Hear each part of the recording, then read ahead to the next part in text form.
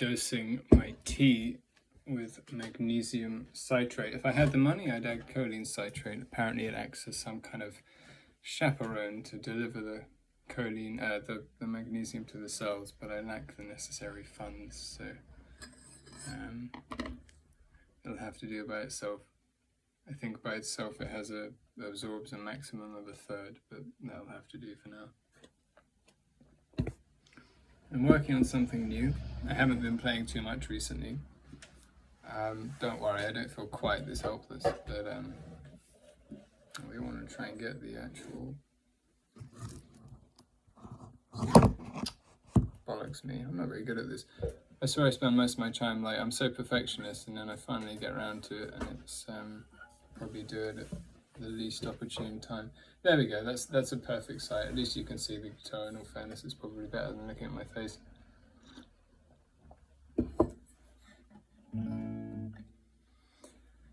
Ain't got no friend, ain't got no heart, ain't got no soul, ain't got no family, just these blue pills. Ain't got no friends, ain't got no soul, ain't got no future, just these blue pills. Have they got you? Have they got you? Have they got you? They got me too. Have they got you? Have they got you? Have they got you? They got me too. I just wanna be free.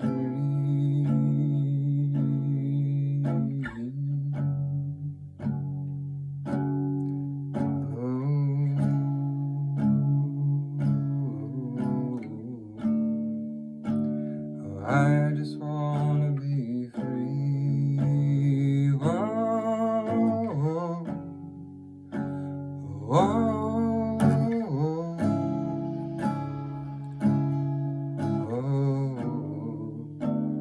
I just wanna be free.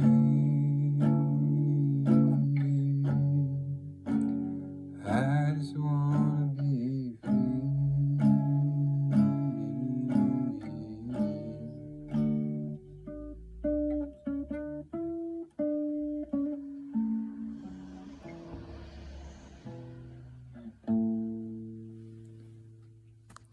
Most of you won't know what I'm referring to when I talk about those blue pills, but some of you will know straight away.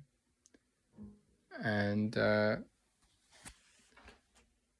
blue pills I'm referring to, I've been prompted to do this video. I nearly did it a while ago.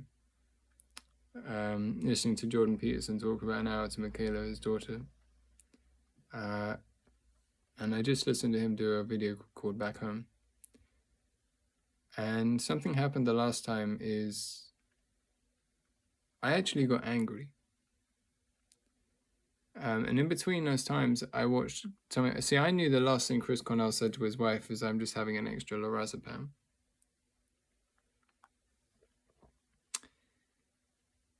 But, and listening to his wife talk about how he died,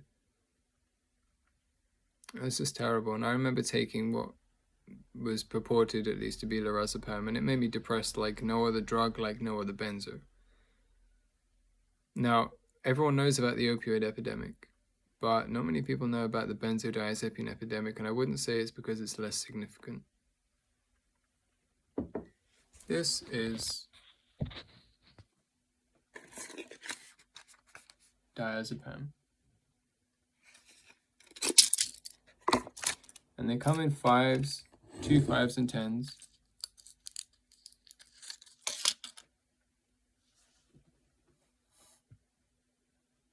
Can you see?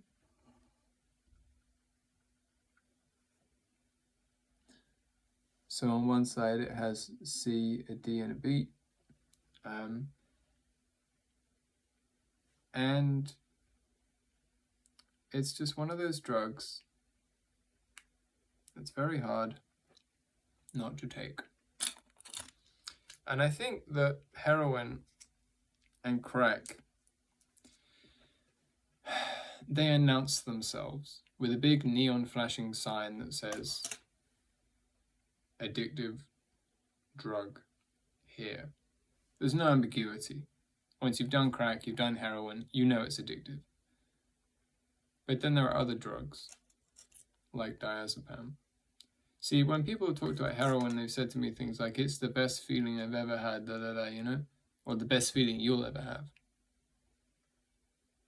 A friend of mine who was dyslexic and was no great poet or wordsmith said to me, in his most poetic moment, I think, it's like heroin is like being given a hug by your true love from the inside. But diazepam is just nice. It's just really nice. And you have to understand something more about addiction to get how addictive that is, because your inner addict, as far as I can tell, it wants to escape, it wants to disappear. Now, highly euphoric emotions like those produced by the dopamine enhancing effects of heroin, say, they do a great job at that. But people think addiction is all about feeling good, so they don't understand that something that's just nice is going to be so addictive. But as I say, well, whatever its addiction is ultimately about, these babies are high up on the list. And as a side note, as a caveat, I'd like to say this to anyone in the country who's using this stuff illicitly. I've been prescribed to taper down, so I know that this stuff is legit. It's shocking going from something that's off the street to something legitimate. I've actually find the stuff off the street more enjoyable at times. Maybe a lot more so. It's very strange. The blues I was singing about, you know, I found one when I started tapering off, and I was like, wow, this gives me a feeling I cannot get no matter how much of the yellows I take. It doesn't matter, I can't for dose. So those dealers, they've taken an already addictive drug and they make it more addictive. One thing that's super terrifying about benzodiazepines, so if I was in a weird situation where it's like you have to choose right now, opiate dependent or benzo dependent, I'd choose opiate dependent. Because I know that no matter how bad opiate dependency may be, it cannot kill me, and it doesn't last that long. It will feel like an eternity, but it actually doesn't last very long. The withdrawal, major withdrawal syndrome lasts, as I understand it, it's generally regarded as lasting 7 to 10 days. Just go look up what benzo withdrawal lasts. It's a hell of a lot longer. And some people are unlucky enough to have protracted withdrawal. Now, I've studied in the most amateur way. I actually made a hat. It was actually a tea cozy.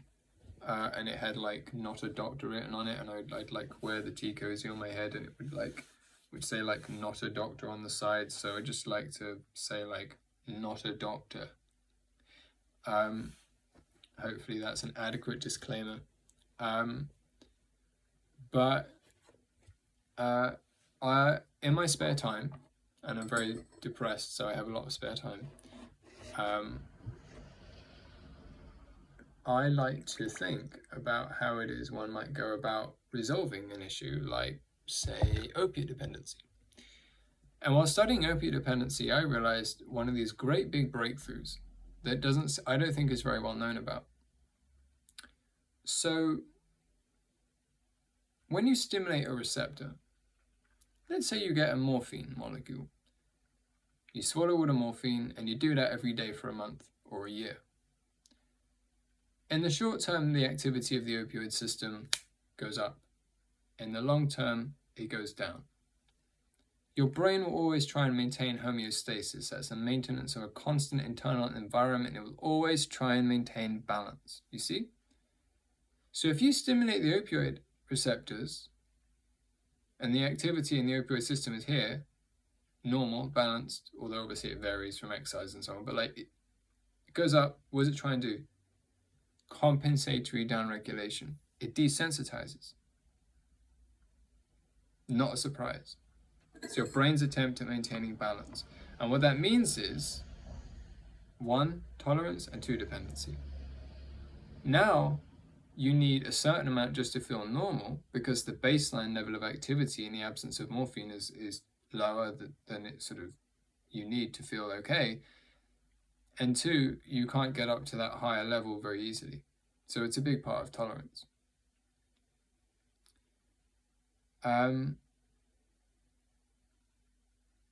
It therefore makes some sense, and I there's a graph. I'm afraid this is just my introductory video, shall we say. You'll probably get another one in like 6 months or 6 years or whatever. If I put it off until I had it perfect, I guarantee it would never happen. That's why I'm doing it not perfect. I was amazed to find out, although it stands within reason, that one of the greatest breakthroughs in treating opiate dependency seemed to be to give doses of the opioid antagonist or anti-agonist naltrexone. Giving a minuscule amount of naltrexone on a daily basis was able to get patients. It made them worse initially, but by the end of the week, by end of day 6, they were like 75-80% less severe in terms of objective withdrawal symptoms. So when you stimulate the opioid receptors with an agonist and you increase opioid activity, the brain is signaled, reduce activity in the opioid system. But when you block off the receptors with when you block off the receptors with anti-morphine, it's triggered to reverse the neurological acclimatization that has occurred as a result of opioids.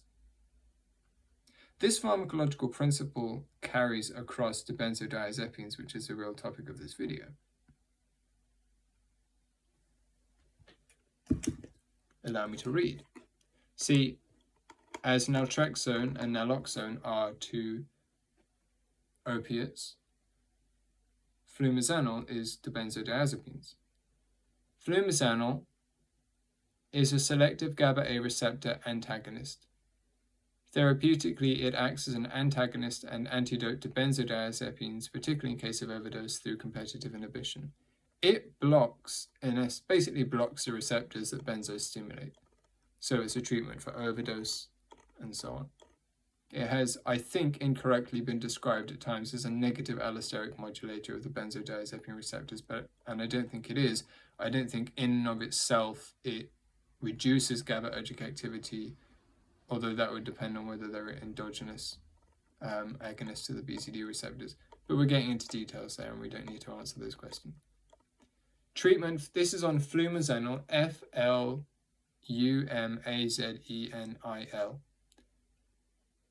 Scroll down. Treatment for benzodiazepine dependence and tolerance. Remember what I said. You stimulate receptors, the brain will try and acclimatize. Often that means those receptors will desensitize.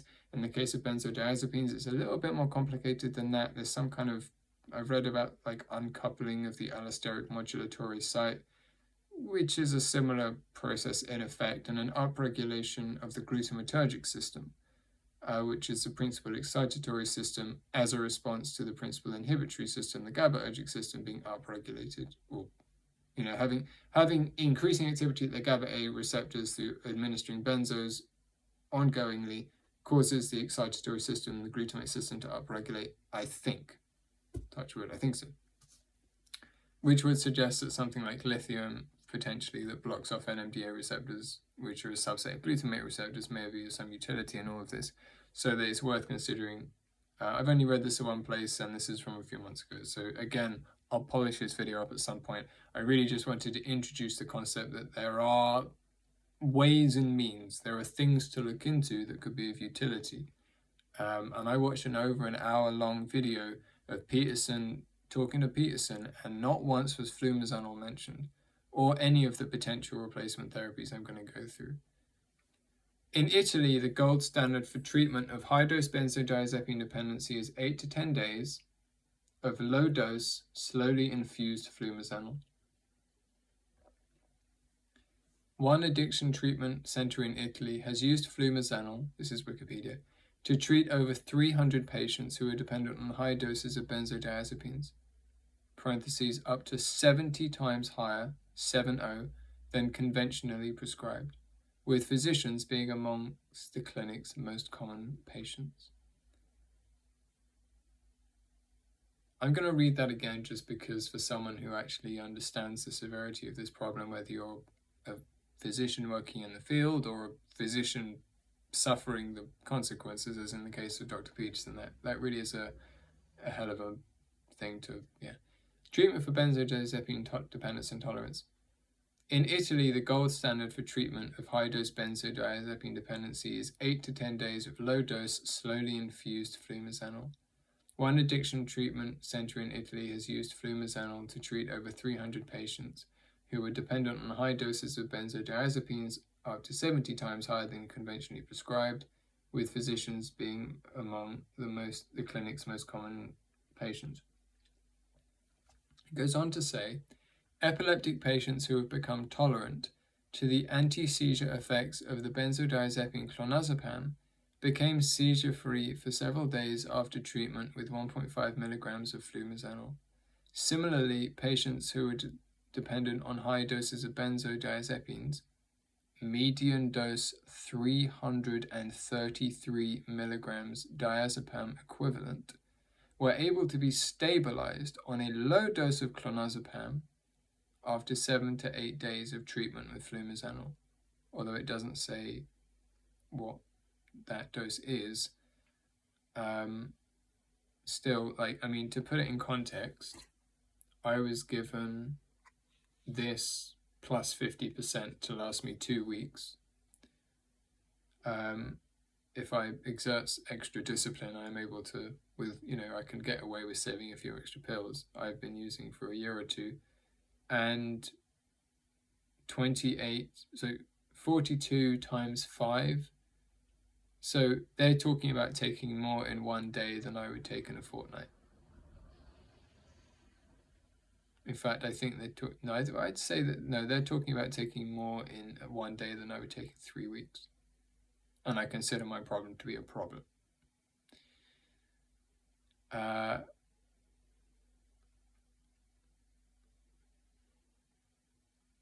Flumazenol has been tested against placebo and benzodiazepine patients. Results show that typical benzodiazepine withdrawal effects were reversed with few to no symptoms. Flumazenol was also shown to produce significantly fewer withdrawal symptoms than saline in randomized placebo-controlled study with benzodiazepine-dependent patients. Additionally, relapse rates were much lower during subsequent follow-up. In vitro studies of tissue cultured cell lines have shown that chronic treatment with flumazenol enhanced the benzodiazepine binding site where such receptors have become more numerous, and uncoupling/downregulation of GABA-A has been reversed. That's what I was talking about. After long-term exposure to benzos, GABA-A receptors become downregulated and uncoupled. Growth of new receptors and recoupling after prolonged flumazenol exposure has also been observed. It is thought this may be due to increased synthesis of receptor proteins, and just a little thought thing that might mean that something I was reading about for folic acid very briefly as a possible replacement therapy, and it increases the levels of neurotrophins. And there is, I'm sure I've read somewhere, maybe it was there that I read it in fact, that there was this idea that actually if you could upregulate the levels of neurotrophins, you might be able to cause the growth of new receptors that were like new cells, new receptors that were not desensitized, but that's a real reach. Flumazenol was found to be more effective in reducing feelings of hostility and aggression in patients who had been free of benzos for 4 to 266 weeks. This may suggest a role for flumazenol in treating protracted withdrawal. That gives you a sense of just how long it can last for, right? And then it just goes on to say that it's low-dose, slow subcutaneous flumazenol administration, safe procedure for patients withdrawing from long-term high-dose benzodiazepine dependency. It has a low risk of seizures even amongst those who have experienced convulsions from previously attempting benzo withdrawal. So I read all of that. Maybe it was a bit more than you wanted to hear, but the really key part, so to go over it again, when you stimulate receptors in the brain, they try and desensitize. or something like that. The brain is always going to try and compensate. And so it stands to reason that if you were to administer the anti-drug, so anti-Valium in the case of Valium dependency, anti-morphine in the case of morphine dependency, that you would somehow maybe accelerate the recovery. The brain would be triggered to re-acclimatize to a lack of the drug. The compensatory downregulation would be reversed and so on. And that's exactly what happens here, and I'm excited to say the same pharmacological principle appears to apply with regards to opioids. The really key bits in here is really the first two little paragraphs. I mean, the idea that a patient dependent on 1/3 of a gram of diazepam a day, high doses of benzodiazepines. Yeah, I mean, it's just... Similarly, patients who are dependent on high doses of benzos, median dose 333 milligram diazepam equivalent, doesn't actually say whether that's per day, but I can only assume. Yeah, it's just amazing. And so this sentence cracks me up, but makes me furious at the same time. In Italy, the gold standard for treatment, and I can only imagine, unless the rules of physics are different in Italy, it ought to be the same everywhere. Now, there are multiple other GABAgenics. My understanding is that you can flip out benzos for barbiturates, and because they both work through essentially the same way. I mean, not exactly. I think one increases the duration, one increases the frequency of chloride ion channel opening events, which drops the resting potential, and therefore increases the gap between the resting and the threshold potential. So that, barbiturates increase the duration, benzos increase the frequency. Could you take away benzodiazepines? Right, hang on, this is where I put on the I'm not a doctor hat, even though it doesn't actually have that written on it right now. Could you take away the benzodiazepines in the case of benzodiazepine dependency, replace it with barbiturates, leaving the BZD receptors free and available for flumazenol-induced ultra-rapid reversal of benzodiazepine tolerance and dependency? Food for thought. Folic acid, talking about possible replacement therapies, the GABAergic effect is also believed to contribute to the anti-manic effects of valproate. The mechanism of action is not fully understood. Its anticonvulsant effect. Basically, they think it might increase the levels of GABA. Sodium valproate raises cerebral and cerebellar levels of inhibitory synaptic neurotransmitter GABA, possibly by inhibiting GABA degradative enzymes such as GABA transaminase, and by inhibiting the reuptake of GABA by neuronal cells. Talked about flumazenol. Lithium has been shown to increase the levels of GABA and, in the long run, upregulate GABA B receptors. Kava root, Piper methysticum, contains several active constituents known as carbolactones or carvopyrins that have been shown to have anxiolytic properties via modulation of gamma aminobutyric acid receptors. I would say that kava, although it's a bit complex, the law in this country, you're not allowed to sell it, I think, but there's loads of people selling it on eBay from places like Poland and so on, is the best bet, and that's what you should have been started on in the very first place. My understanding, and I would encourage anyone to do some research into this, but is it doesn't really have withdrawal, which sounds too good to be true, but you find these crazy things in nature. I think it's a positive allosteric modulator of the GABA-A-ergic receptors. So I was thinking, and there's passion flower here, which contains GABA, and when they take the GABA out, it doesn't exert its anxiolytic effects or something like that. I'm sure I read that something like that, or anti-seizure effects. I was thinking, what if you had a combination? You've got positive allosteric modulation from the carbolactones, you've got increased levels of GABA release due to the lithium, upregulated GABA B receptors due to the lithium. whatever, valproate does. Like there's got to be a kind of synergy, potentially a combination here, where you're able to. I was thinking of getting some kava if that's possible, and maybe I can take, instead of X milligrams, say I need 10 milligrams in a day, just for sake of argument, maybe I could do 8 or 7.5 in a bit of kava. Obviously, you have to be careful with interactions. In this case, I think the interactions between, they looked at carvane, the principal carbolactone, and they found its interactive effects with benzodiazepines, specifically diazepam, was less than additive. So yeah, they add up together, but it's like one increases by 200, one increases by 100, it adds up to, so one increases by 250, one increases by 250, it adds up to 400, say. So yeah, I don't know. It might sound arrogant to assume that flumazenol, like I would know something that the doctors they consulted in all of North America, etc., don't know.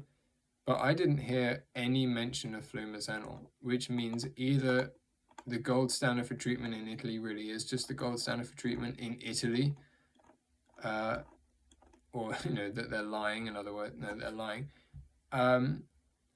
or it wasn't mentioned.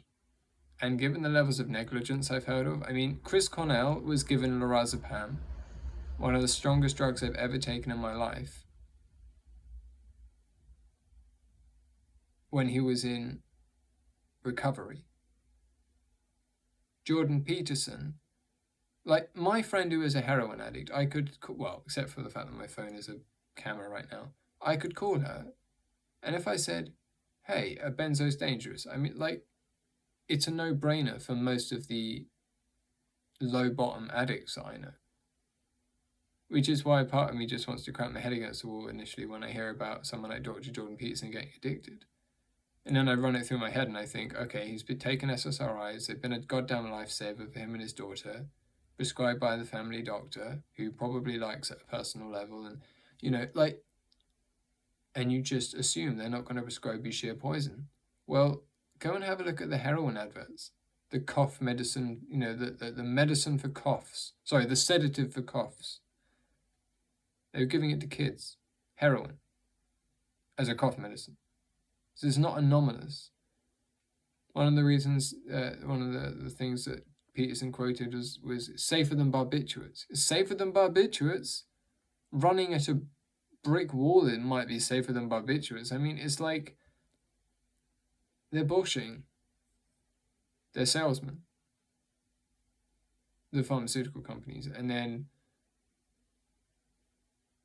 who wants to get out of medical school when it's been bought and paid for by pharmaceutical companies and say, hey, I'm incompetent?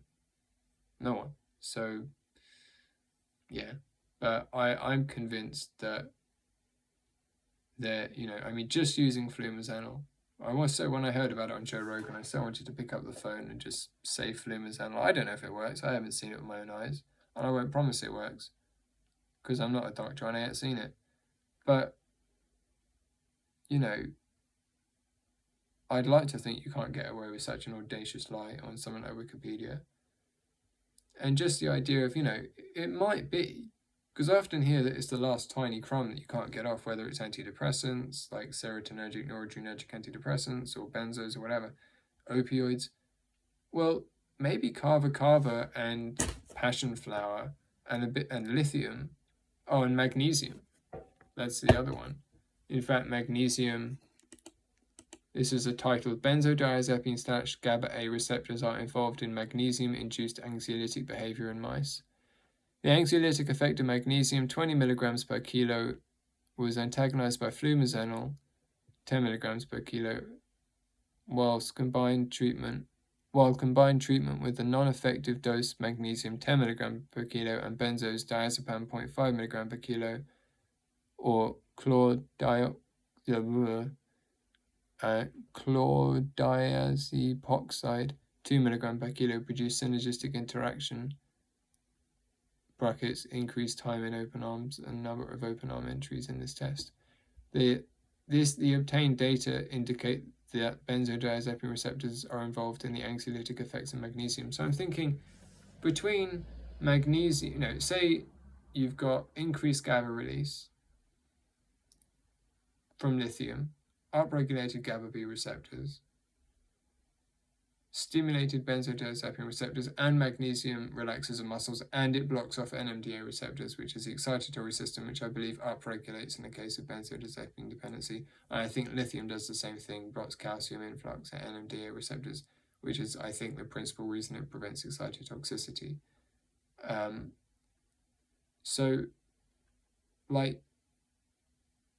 But even just looking at the GABA effect, lithium increased GABA release, upregulated GABA B receptors, magnesium stimulation of GABA receptors in the way I just explained, kava positive allosteric modulatory effect, so that the increased GABA that's released as a result of lithium, or put there due to passion flower tea, is going to bind more heavily. I mean,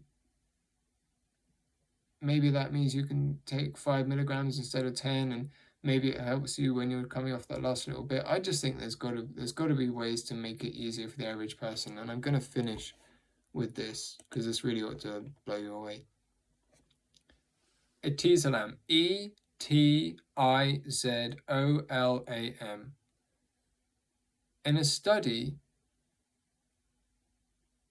that compared the effectiveness of etizolam, alprazolam, Xanax, and bromazepam for the treatment of generalized anxiety disorder, all three drugs retained their effectiveness over 2 weeks, but etizolam became more effective from 2 weeks to 4 weeks. Administering 0.5 milligram of etizolam twice daily did not induce cognitive deficits over 3 weeks when compared to placebo.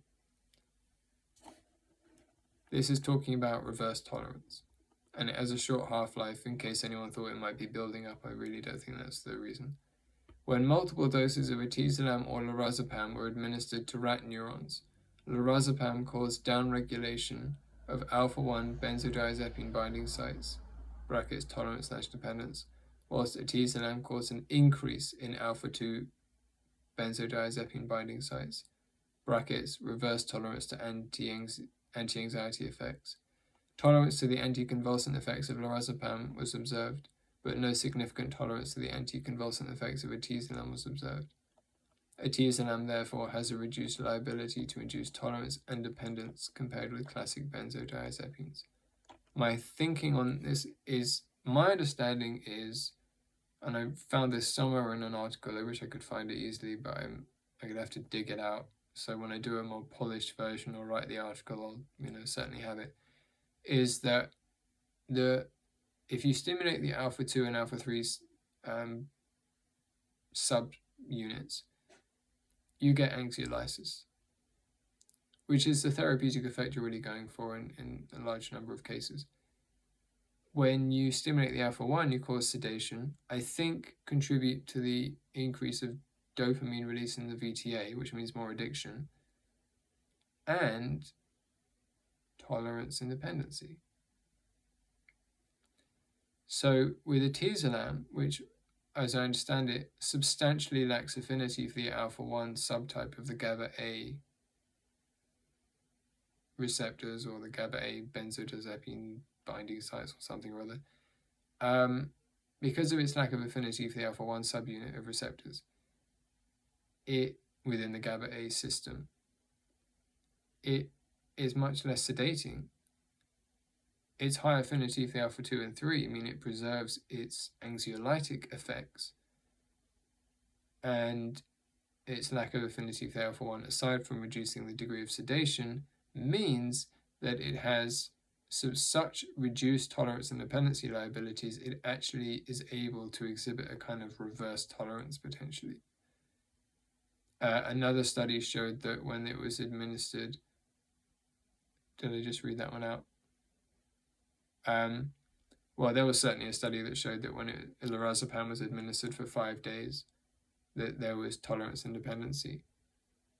But when etizolam was administered every day for 5 days, there was not. And, and again, I mean, it does conclude atezolizumab as a reduced liability to induce tolerance dependence compared with classic benzos, and it also talks about just phased out. Yeah, it's a kind of reverse tolerance, and I think that what they've done with the atezolizumab, it's been used in Japan, I think, since '81, but they've taken out the see, benzodiazepine is a benzene ring fused to a diazepine ring, and they named the benzodiazepine receptors after the fact that this drug has affinity for those receptors. It's a thiazepine. The benzene ring has been substituted for a thiophene ring. And what that means is, well, it has a different, how do I get the sentence right? Varying affinity for different subunits of GABAergic alpha receptors, subunit receptors. And so you have a different pharmacological profile, and actually it seems that proportionately you get more of what you want and less of what you don't want. Less dopamine release in the VTA, less addiction. Less, I mean, when you hyperstimulate these neurons with morphine, they atrophy and they shrink. Don't want that. You get less sedation. You get a lot of anxiolysis, anti-anxiety effect, but less sedation, and the biggest one of all, less tolerance and dependency, such that administering atezolizumab became more effective from 2 weeks to 4 weeks. So I think that novel thiazepines might really be the way to go, although that's completely out of the control of, say, a patient. But what isn't out of the control of the patient is trying, if I'm right, and again, 110%, I'm not a doctor, all I'm trying to do is say, look, this is some shit that I've tried to figure out because I want to help some people and I love the subject, partly because it allows me to help some people, in theory. Take this to your if you got this problem, take this to your doctor. My sense of clonazepam is it produced a very strange sensation I've only ever got from Zopiclone. And those Z drugs have a very strong affinity, I think, for the alpha-1 receptors, because they're trying to sedate you, they're trying to knock you out. And so I've inferred that clonazepam, although it was obtained illicitly, so I don't know for sure that it was clonazepam, had a very high affinity for the alpha-1. And certainly the fact that it's described as a very heavy drug and a very sedating drug. I mean, just watching 5 minutes of Joe Rogan talk to someone about how they did it when they were a teenager, saying it was really heavy. It was no Xanax, he said. It's like, Xanax is pretty fucking heavy. It might well be that, you know, whilst atezolizumab is up here in terms of very low affinity for the alpha-1 and therefore is even capable of exhibiting reverse tolerance, that clonazepam might be way down here. It might have very severe, very heavy affinity for the alpha-1, which, based on my experience of what at least purported to be clonazepam, wouldn't shock me at all. So I would be very... It might be that what they should do, and I'm going to come back to this, I'm going to read the article properly, really think about it, and come back and do a subsequent video, is maybe they should make a list with the relative affinities for the alpha-1 subtype of the GABA-A receptors and just strike off the bottom 2/3. Or switch over to thiazepines, which, as I understand it, have been used successfully in Japan for nearly 40 years. And that in cases of any serious degree of severity, patients like Dr. Peterson, unless they have like the terrible response or whatever, they use flumazenil. And if we're really lucky, I'm right, that in benzodiazepine-dependent patients, you can withdraw the benzodiazepines, replace it with barbiturates, which do essentially the same thing in terms of increasing chloride ion induction through agonization of the, they basically do the same shit. It's increased duration of chloride ion channel opening instead of increased frequency of chloride ion channel opening events. You have increased duration of chloride ion channel opening. You increase the chloride ion induction, you reduce the resting potential, you increase the gap between the resting and the threshold potential, you reduce neuronal excitability, you turn the dial down on neuronal excitability, and you get less brain cells firing. But so in doing that, you leave the BCD receptors open and available to flumazenol-induced reversal of benzodiazepine-induced neurological changes. So the benzos over a long time have induced those neurological changes because the brain will always try and compensate, homeostasis and all that. You give an adequate replacement therapy. Mepробamate would also work, soma, carocepridol, and then you put in that replacement therapy, and then you put in the flumazenol to reverse the effects of the benzos on the brain in the long run. Now, it's very well possible that the barbiturate-like drugs would interfere with that heavily. I don't know. But if not, then we might have the most painless and rapid treatment. I'm not sure. I think I've taken too much of this stuff, and it's been about 40 minutes, so I'm going to tune out. I might edit this video, I might not. It's an unpolished video. I mean, what do you expect? And when drug addicts who haven't had jobs and take too many, pills, try and speculate on ways to resolve complex medical problems. I mean, it's kind of hard to do it in less than 40 minutes, even if I was, But yeah, I mean, I might get some kava and report and see how useful it is. Subjectively, it's quite a different drug, but certainly on paper it looks similar, and it works through the GABA A receptors and so on. So, and I just kind of enjoy it in a way that I don't enjoy benzos. I do predict that perhaps in 50 years benzodiazepines will be replaced with thiazolidines, and at the very least that benzos will be just used in the most extreme cases. I don't, like really short term, or if someone's having like a seizure that they have once every 10 years, you know what I mean? Like really crazy short term or something.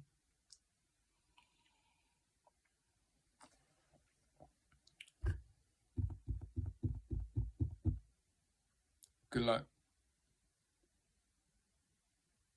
And on the off chance that Dr. Peterson listens to it directly,